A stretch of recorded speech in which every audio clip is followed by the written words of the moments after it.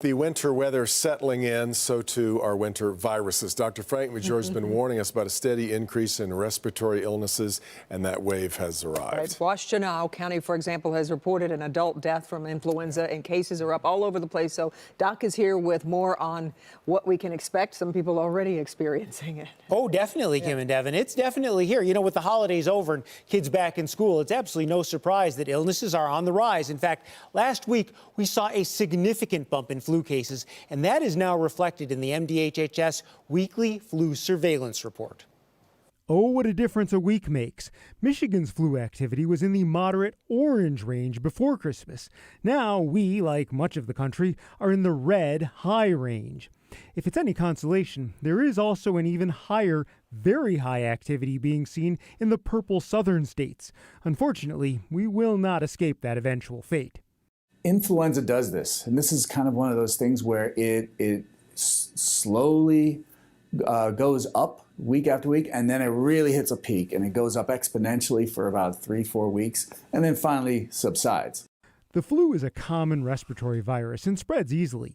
Symptoms often include fever, chills, body ache, cough, sore throat, runny nose, fatigue, and headache. In most cases, it can be treated at home with rest, fluids, and pain relievers. Antiviral medications are also available if it's caught early, especially for higher risk people. So, how can you and your little ones avoid getting sick? Well, it's nothing fancy. Regularly wash your hands, sanitize high-touch areas, and get vaccinated.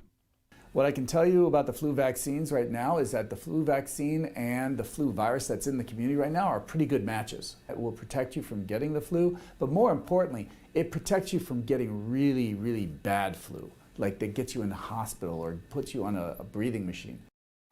Now, I see a lot of people in the ER with the flu, but it's definitely not always necessary to seek medical care.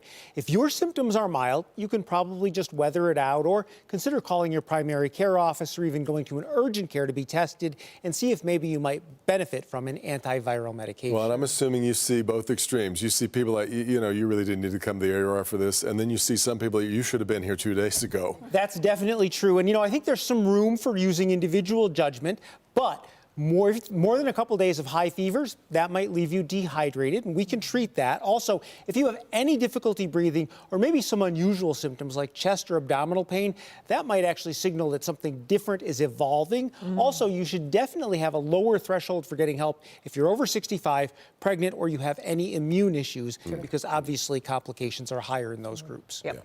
Here's hoping you're less busy. Fingers crossed. I'm not holding my breath. Yeah. Thanks, Doc.